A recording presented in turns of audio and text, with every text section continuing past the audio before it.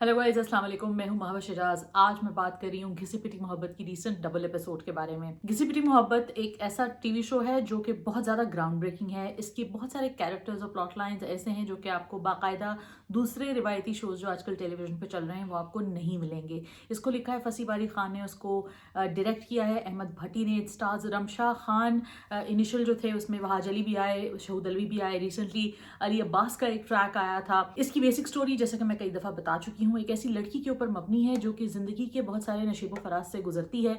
उसकी ज़िंदगी में बहुत सारी मोहब्बतें ऐसी आती हैं जो नाकाम होती हैं, कामयाब तो अभी तक कुछ भी नहीं हुआ खैर, लेकिन वक्ती तौर पे उसको ज़रूर ये लगता है कि उसकी ज़िंदगी जो है वो कामयाब हो गई है।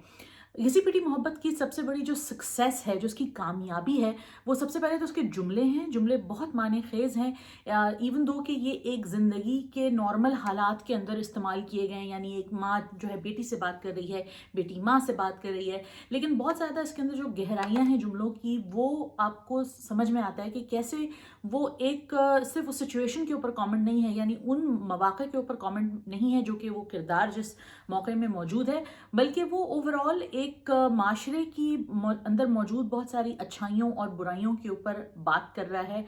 हर जुमला ऐसा लगता है कि जैसे आपके बारे में बात हो रही है। उसका हालांकि किरदार ऐसा है जो कि ऑब्वियसली बहुत सारी लड़कियों के साथ ऐसा कुछ नहीं हुआ होता जैसा सामिया के किरदार के साथ हुआ है, लेकिन आपको कहीं ना कहीं ऐसा लगता है कि कहीं ना कहीं मैंने ये किरदार देखा है। जिस तरह ये दूसरों को देख रही है, मैंने भी इस तरह दूसरों को कहीं देखा है। और इस रीसेंट एपिसोड, डबल एपिसोड में उसका जो तीसरा सामिया की जो शादी होती है, जो तीसरा रिश्ता उसका बनता है, वो एक ऐसे लड़के के साथ बनता है जिसका अपनी भाभी के साथ एक दर्द का रिश्ता होता है। फॉर एग्जाम्पल, उसने अपनी भाभी को सारी जिंदगी पाला तो नहीं कह सकते, बट सपोर्ट किया होता है अपने भाई के मर जाने के बाद। और रिसेंटली जब उनकी फैमिली में एक ट्रेजेडी होती है तो वो अपनी भाभी से और ज़्यादा उसको एक हमदर्दी डेवलप हो जाती है, जिससे सामिया को बहुत तकलीफ होती है। और ये उनकी तीसरी शादी है जो कि फाइनली ब्रेक कर जाती है।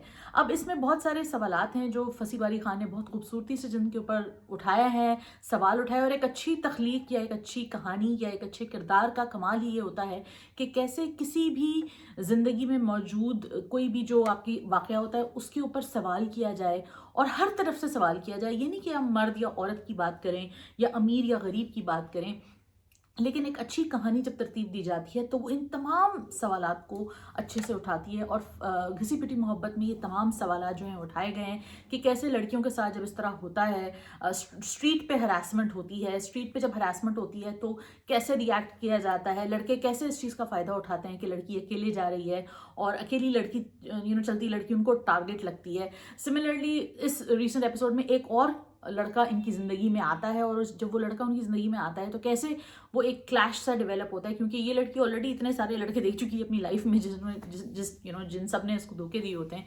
तो ऑब्वियसली उसके लिए ट्रस्ट एक बहुत बड़ा क्वेश्चन मार्क होता है। बहुत ज़बरदस्त अदाकारी है अली अब्बास की, रमशा खान की। Specially there is a scene जिसमें रमशा और अली अब्बास आमने सामने हैं, बशारत और सामिया आमने सामने हैं, और बशारत और सामिया का ये एक फाइनल टकराव होता है। और दोनों के अंदर जो है वो एक अपनी अपनी जगह पे आप उनको अंडरस्टैंड कर सकते हैं कि वो कहाँ से आ रहे हैं, क्या है उनकी लाइफ में पर्सपेक्टिव्स, क्यों वो ऐसा बिहेव कर रहे हैं। और फिर आपको ये भी दिखता है कि कैसे वो दोनों जो हैं जब अपने अलग अलग रास्ते ले रहे हैं तो दोनों के दिल में रिजेंटमेंट है। और कुछ आपको ये भी नज़र आता है कि कभी कभी कुछ रास्ते ऐसे होते हैं वो आपके लिए बने ही नहीं होते, और शुरू शुरू में आपको लग रहा होता है कि हाँ यार ये करेंगे तो लगता है सब कुछ ठीक हो जाएगा, लेकिन वो ठीक नहीं होता, बल्कि वो काफ़ी ज़्यादा चीज़ें गड़बड़ ही होती रहती हैं। एक और बहुत इंटरेस्टिंग एंगल जो इस टीवी शो में दिखाया है वो ये दिखाया है कि माँ और बेटी के बीच का जो टेंशन है, जो कॉन्फ्लिक्ट है, वो कैसे डेवलप होता है। माएँ क्या चाहती हैं अपने बेटों से, बेटियों से।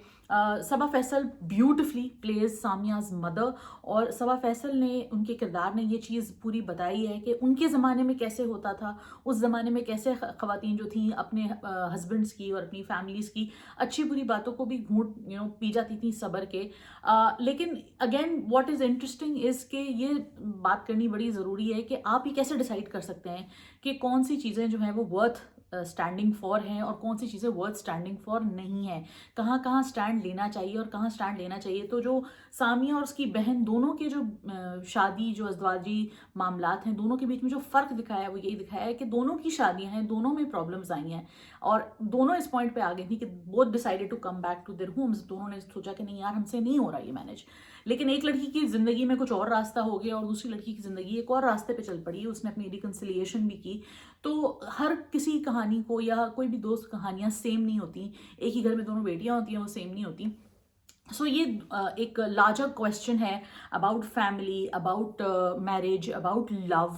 मोहब्बत कैसे की जाती है, किस लिए की जाती है। बहुत सारी लड़कियों का ये टारगेट होता है कि उनको बस पैसा चाहिए होता है। तो आई लाइक द फैक्ट कि सामिया के किरदार को पैसे का भूखा नहीं दिखाया उसको। एक ठीक है, वो एक स्ट्रॉन्ग लड़की है, लेकिन कभी कभी कुछ फिल्में और कहानियाँ हमारे यहाँ ऐसी बनती हैं कि जिसमें अगर लड़की स्ट्रॉन्ग है तो वो लाजमी जो है उसको पैसे की भूख तो होगी होगी। खुददार लड़कियाँ भी होती हैं भाई, हमारे माशरे में कितनी सारी खुददार लड़कियाँ हैं। तो सामिया का किरदार इतना मजबूत किरदार दिखाया है कि इवन तो उसकी ज़िंदगी में हर चीज़ तरम बरम है, लेकिन उसका किरदार फिर भी बहुत मजबूत है। और ये इतना रिफ्रेशिंग और सेटिस्फाइंग है देखने के लिए एज अ व्यूअर। मैं अपनी बात कर रही हूँ कि एक ऐसी लड़की जिसको मोहब्बत चाहिए, वो कुछ गलत नहीं डिमांड करी अपनी ज़िंदगी से, लेकिन जो उसके साथ मुसलसल हो रहा है उससे वो उससे उसकी पूरी जो पर्सपेक्टिव है शादी का और मोहब्बत का वो बदल रहा है।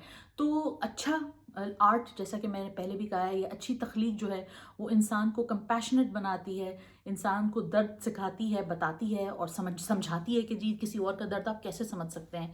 तो इस तरह की सिचुएशंस में जो हमने देखा है होता है अमूमन लड़कियों के साथ ड्रामों में, वो यही दिखाते हैं कि जी वो रोना शुरू हो गया, फिर वो दूसरी शादी के लिए मुसीबत शुरू हो गई। लेकिन आई लाइक द फैक्ट कि इसमें ये चीज़ इवन दो शादी और ब्याह और तलाक और इन सब चीज़ों के अराउंड रिवॉल्व करती है, लेकिन इन तमाम चीज़ों की जो हिपोक्रेसीज़ हैं, हमारे माशरे की जो मुनाफकतें हैं, छोटे छोटे जुमले हैं, उधेड़ उमर की जो रोमांसेस हैं उसके ऊपर कॉमेंट्री है, ब्रिलियंट सोशल कॉमेंट्री है। At the end of it just want to say कि ज़बरदस्त किस्म का प्ले है, ज़रूर देखिए अगर आपने ये नहीं देखा हुआ। बीच में मुझे ऐसा लग रहा था कि अच्छा क्या ये अपनी क्वालिटी मेंटेन कर पाएगा, लेकिन आई एम सो हैप्पी और बहुत खुशी होती है जब इस तरह के प्लेस जो हैं वो अपनी क्वालिटी मेंटेन करते हैं। मैं बहुत बहुत बहुत रिकमेंड करूँगी आपको कि आप ये टीवी शो देखें।